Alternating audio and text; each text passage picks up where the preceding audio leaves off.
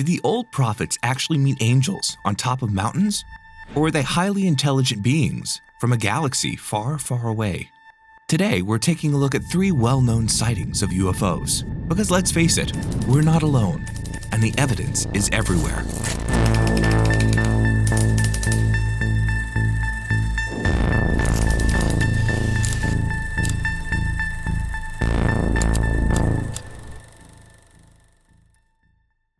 In today's video, we'll be discussing the question, why haven't we been back to the moon? Despite major advances in the field of space exploration, we've never been back there. Why? There are numerous reasons. If you're curious to know more, let's dive in.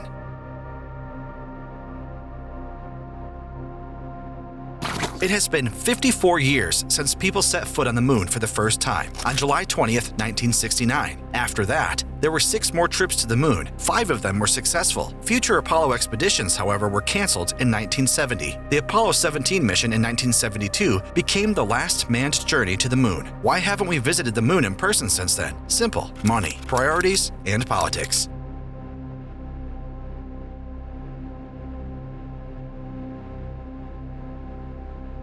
It's no secret that manned space missions cost a lot of money. This is especially true for moon missions. The race to put people on the moon was sparked in 1962 by U.S. President John F. Kennedy. He gave a speech in which he pledged that by the end of the decade, an American would walk on the moon. That promise was realized with the Apollo moon landing in 1969, but following that, NASA faced significant financial cuts. As of 2022, NASA's budget was $24 billion. That may sound like a lot to us common citizens, but we have to remember that the total gets split amongst all the agency's divisions and projects. This includes the James Webb Space Telescope, the giant rocket project called Space Launch System, or SLS, and unmanned missions to the Sun, Jupiter, Mars, the asteroid belt, the Kuiper belt, and the edge of the solar system. In contrast, the U.S. military's budget is around $858 billion in 2023. NASA's portion of the federal budget peaked at 4% in 1965, Apollo 7 astronaut Walter Cunningham said during congressional testimony in 2015. For the past 40 years, it has remained below 1%, and for the last 15 years, it has been driving towards 0.4% of the federal budget. Manned exploration is the most expensive space venture. Consequently, it's the most difficult to obtain political support. This brings us to the next hurdles: priorities and politics.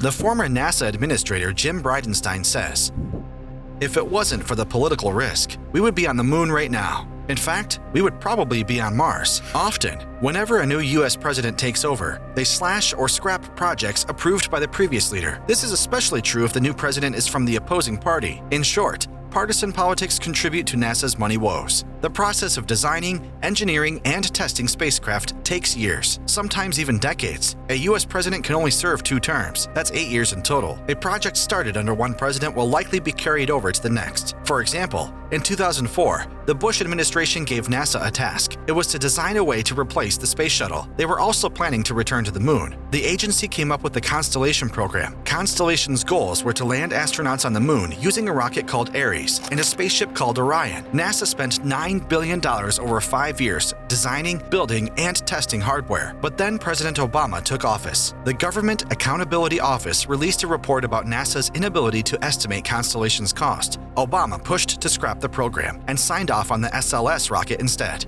Then came Trump in 2018. He didn't scrap SLS, but he did change Obama's goal of launching astronauts to an asteroid. Trump shifted priorities to Moon and Mars missions. Such frequent changes to NASA's expensive priorities have led to cancellation after cancellation. This resulted in a loss of about $20 billion and years of wasted time and momentum. But the blame doesn't just lie with politicians. The people who vote for them or against them are also responsible. If public interest in lunar missions is low, we get politicians who reflect that disinterest. Even at the height of the Apollo program, after Aldrin and Neil Armstrong stepped onto the lunar surface, only 53% of Americans said they thought the program was worth the cost. Most of the time, U.S. approval of Apollo hovered below 50%.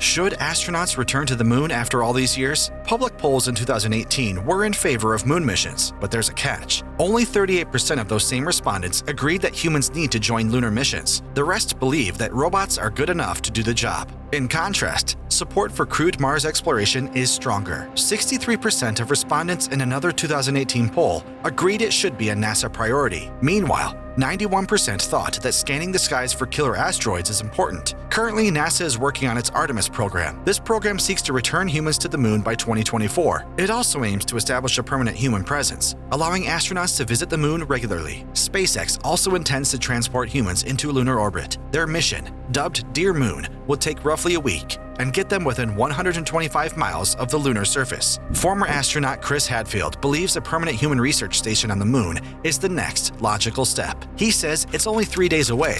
We can afford to get it wrong and not kill everybody, and we have a whole bunch of stuff we have to invent and then test to learn before we can go deeper out. A lunar base could evolve into a fuel depot for deep space missions. It could lead to the creation of unprecedented space telescopes. It could make it easier to live on Mars and solve long-standing scientific mysteries about Earth and the moon's creation. It could even spur a thriving off-world economy, perhaps one built around lunar space tourism. It's safe to say numerous challenges are hindering us from going back to the moon, whether it's a risky journey or political infighting. But now that NASA has plans to do so, perhaps we'll see a man or men on the moon again soon. Make sure to comment below on what your thoughts are, and don't forget to leave a like and subscribe. Thanks for watching the video. Be sure to tune in next week.